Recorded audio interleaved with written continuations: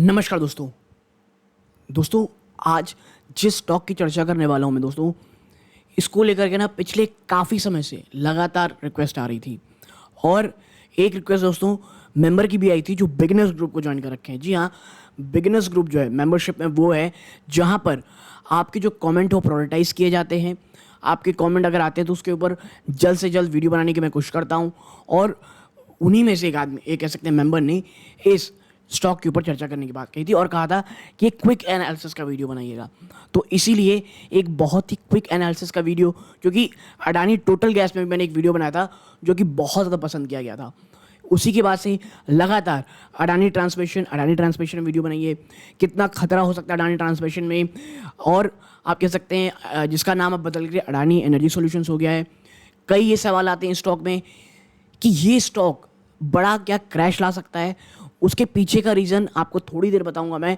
और क्या 2024 के लोकसभा चुनाव से पहले इसमें पोजीशन बनाएं या स्टॉक से दूर रहें, ऐसे बहुत सारे बुनियादी सवाल इस स्टॉक में लगातार आते रहते हैं। तो वीडियो को अंत तक देखिएगा। क्विक एनालिसिस का वीडियो है। हर एक सवाल की जवाब देने की कोशिश करूंगा जो तमाम कमेंट्स इस स्टॉक को लेकर के आए हैं। आपका कोई और कमेंट हो स्टॉक को लेकर के जिसमें आप चाहते हैं कि मैं वीडियो बनाऊं, कमेंट सेक्शन में बताइएगा, वीडियो बनाने की कोशिश करूंगा।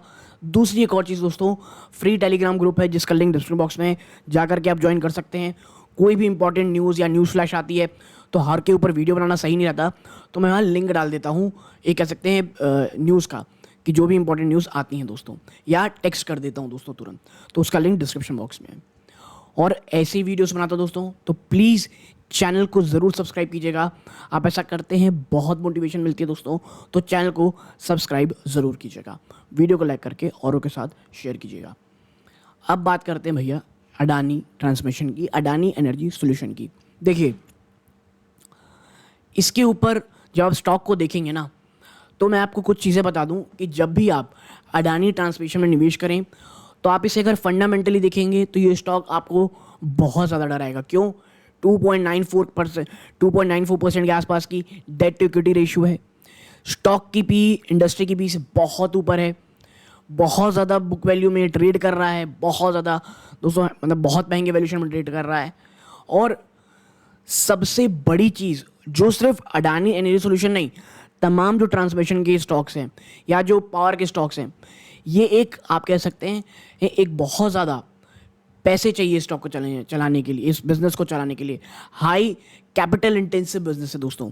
और ऑलरेडी जो ये कंपनी है बहुत ज़्यादा डेट में है, करेंटली 52 वीक लो के आसपास चल रही है। तो क्या स्टॉक में खरीदारी करनी चाहिए? क्या एक बड़ा क्रैश आ सकता है? तो देखिए, जैसा मैं हमेशा कहता हूँ, अडानी स्टॉक्स में अगर आप निवेश कर रहे हैं, बहुत सोच समझें, बहुत बहुत ज़्यादा, कम से कम 50 बार सोचें, क्योंकि करेंटली स्टॉक ना फंडामेंटल से बहुत दूर जा चुका है। ठीक है, प्लस इतनी ज़्यादा फियर मॉन्गरिंग चल रही है इसमें, यानी या तो इतना ज़्यादा डराया जा रहा है स्टॉक में, और यही कारण है पिछले काफ़ी समय से अब ये निवेशकों को फ्रस्ट्रेट कर रहा है। ठीक है, और यहाँ से क्या स्टॉक गिर सकता है? तो मैं आपको बता दूँ, जी हाँ, गिर सकता है। डिस्क्लोजर के रूप में मेरी या मेरी फैमिली मेम्बर की दोस्तों स्टॉक में इन्वेस्टमेंट हो सकती है, और अगर यहाँ से कुछ एक बड़ी गिरावट और आती है तो मैं एक और एक्यूमुलेशन ज़रूर करूँगा स्टॉक में। लेकिन आप एक चीज़ समझिए, सबसे बड़ा जो आप कह सकते हैं अभी करेंटली प्रॉब्लम है इसकी, वो प्लस डेट तो है ही दोस्तों, लेकिन जो आने वाले समय में एक बहुत बड़ा इशू है जो ना कोई ध्यान नहीं दे रहा है। करेंटली आप देखेंगे तो कंपनी बहुत ज़्यादा कह सकते हैं जो फंड रेज करती है वो बहुत आसानी से लगातार कर रही है। कुछ समय पहले ही कंपनी ने लगभग मेरे ख्याल से 1700 करोड़ के आसपास की फंड रेज भी की थी दोस्तों, अपने मुंबई में जो ये 2 नए ट्रांसमिशन लाइन जोड़ रहे हैं उसके लिए, जो लगभग 2000 करोड़ रुपए का टोटल इन्वेस्टमेंट होगा दोस्तों। तो और ऐसी कई और अन्य न्यूज़ आती रहती है, भैया कभी $1 बिलियन रेज कर लिया, कभी कुछ पैसे रेज कर लिए, पिछले काफ़ी समय से बात कर रहा हूँ। लेकिन क्या ये आने वाले समय में डेट रेस करना इनके लिए इतना इजी हो पाएगा? ठीक है, और जो आप कह सकते हैं करेंटली जो, क्योंकि देखिए डेट, जो आप कह सकते हैं जो डेट उठाने का जो प्रक्रिया है वो कब बहुत ज़्यादा टफ हो जाए किसी को नहीं पता, और अगर होता है ना ऐसा, बहुत मुश्किलें हो जाएंगी दोस्तों कंपनी के लिए। देखिए, कंपनी क्योंकि ख़राब नहीं है, कंपनी बहुत शानदार है। कंपनी आप कह सकते हैं अगर आपका विजन 3 से 5 साल का है और इसी तरह बिजनेस अगर कंपनी का चलता चला जाता है, मुझे नहीं लगता ये कंपनी कहीं से भी खराब है। लेकिन जो फंडामेंटल इशू है वो आपको पता होनी चाहिए। जो रिस्क है दोस्तों, अगर आप उसे नहीं जानेंगे सिर्फ इसलिए कि ऊपरी स्रोत से काफ़ी क्रैश हो गया तो भैया खरीद लेते हैं, ये चीज़ नहीं दोस्तों। प्रॉब्लम्स हैं। कंपनी करेंटली बहुत अच्छा कर रही है, जब भी डेट रेज करना रहता है कंपनी डेट आसानी से रेज कर लेती है, पेमेंट्स भी बहुत सही टाइम पे कर रही है, ऐसा कोई इशू नहीं है। लेकिन समझिए एक चीज़ को, अगर चीज़ें कुछ भी खराब होती हैं तो उसका जो रिपल इफेक्ट आएगा वो बहुत डेंजरस आएगा। इसीलिए मैं कह रहा हूँ, अगर आप इन स्टॉक में निवेश कर रहे हैं तो ये चीज़ प्लीज़ अपने दिमाग में रखिए।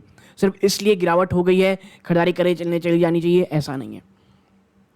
ये तो होगा भाई कुछ नेगेटिव चीज़ें कि प्रॉब्लम क्या है, इश्यूज़ क्या हैं। कुछ पॉजिटिव में आते हैं। बहुत शानदार कंपनी दोस्तों, जिस तरह से ये काम कर रही है आने वाले 2 से 3 सालों में बहुत शानदार होने वाला है। कंपनी का ये मानना है कि भैया जो मुंबई में इनका बिजनेस चल रहा है, कंपनी ने 2027 तक कहा है कि भैया 60% जो एनर्जी है वो ग्रीन रिसोर्सेज शुरू करेंगे। ठीक है, तो कंपनी का विजन, कंपनी लगातार डेट रेस कर रही है, लगातार काम कर रही है दोस्तों अपने वो बड़े विजन को कंप्लीट करने के लिए। और जिस तरह से इनकी वर्किंग इफिशिएंसी है वो फिनोमिनल है दोस्तों, इसमें कहीं से कोई दो राय नहीं है। तो बिजनेस वाइज आप कह सकते हैं जिस तरह से कंपनी काम करती है उसके हिसाब से प्रोजेक्ट अच्छे से स्मूथली कंप्लीट कर रही है, तो करेंटली इसमें कहीं कोई आप कह सकते हैं दबाव नहीं है। फ्यूचर जो बिजनेस है ट्रांसमिशन का वो बहुत अच्छा है। देखिए, मैं इकोनॉमिक टाइम्स में एक आर्टिकल पढ़ रहा था, उनका कहना था कि उन्होंने एक बहुत अच्छी बात की। देखिए, जब भी आप पावर स्टॉक्स को देखते हैं, चाहे टाटा पावर हो गए, अडानी ट्रांसमिशन जैसी कंपनीज हो गई, एनटीपीसी हो गए, इन तमाम में उन्होंने कहा कि मुझे ना आप कह सकते हैं अडानी ट्रांसमिशन ज़्यादा पसंद है। ऐसा क्यों?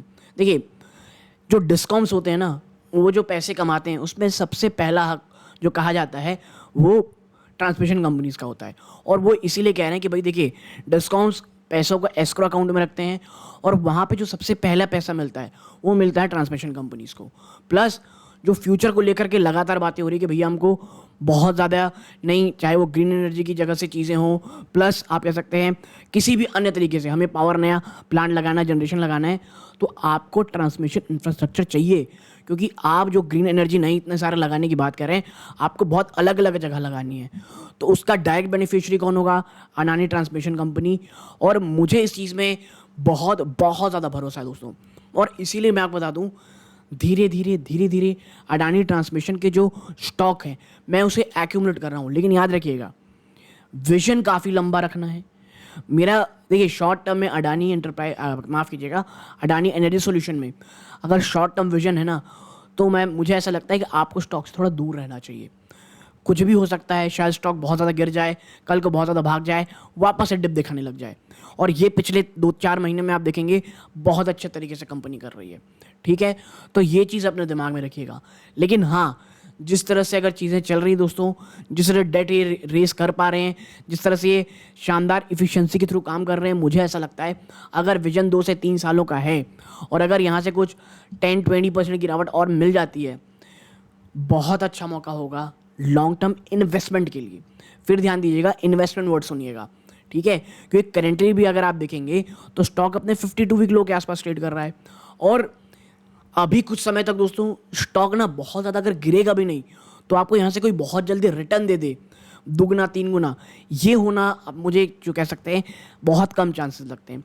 वो समय जो अडानी स्टॉक सिर्फ ऊपर की तरफ जाता था, अब ऐसा जाएगा बहुत कम मुझे लगता है। प्लस हिडलबर्ग की रिपोर्ट, OCCRB की रिपोर्ट, उन्होंने आप कह सकते हैं बहुत बहुत ज़्यादा प्रेशर ऑलरेडी इन स्टॉक्स में डाल रखा है दोस्तों। ठीक है, तो वो निवेशक जो ये लगातार पूछ रहे थे कि भैया शॉर्ट टर्म में क्या करना चाहिए, मिडियम टर्म में, तो ये देखिए रिस्क है। अभी फंडामेंटली कंपनीज में अभी भी इश्यूज हैं। अगर आप प्योरली फिनेंशियल टर्म में देखेंगे तो आप स्क्रीन में जाकर के एक बार देखेंगे, आपको समझ में आएगा कि इश्यूज क्यों मैं ऐसा कह रहा हूँ। वैल्यूएशन महंगी है, कंपनी डेट में है, आप कह सकते हैं प्राइस टू बुक इसका बहुत हाई वैल्यूएशन में ट्रेड कर रहा है दोस्तों। कंपनी बहुत ज़्यादा इश्यूज़ में है, पूरा ग्रुप की बात करूँ तो बहुत ज़्यादा इश्यूज़ में है। और पांचवा दोस्तों, बहुत ज़्यादा स्क्रूटनी में है ये, और कल को कोई अन्य रिपोर्ट के खिलाफ आ जाए तो भी कोई गलत नहीं हो सकता। ठीक है, तो ये चीज़ें आप अपने ध्यान में ज़रूर रखिए स्टॉक में निवेश करने से पहले दोस्तों। ठीक है, तो एक बहुत ही छोटी एनालिसिस, टू द पॉइंट बात करने की कोशिश। दोस्तों मैं लॉन्ग टर्म के फॉर्मेट की वीडियोस में ज़्यादा पसंद करता हूँ, तो मुझे मेरे ख्याल से इस हफ्ते के बाद जब भी मैं वीडियो लाऊंगा तो लॉन्ग फॉर्मेट की वीडियोस लाऊंगा दोस्तों। तो किन स्टॉक में फंडामेंटल एनालिसिस करनी है कमेंट बॉक्स में बताइए, किसी स्टॉक की लाने की कोशिश करेंगे। आपका क्या व्यू है अडानी ट्रांसमिशन में कमेंट बॉक्स में बताइएगा। तो यहाँ तक जुड़े रहे, इस बात का बहुत बहुत धन्यवाद। ये इस वीडियो का अंत है।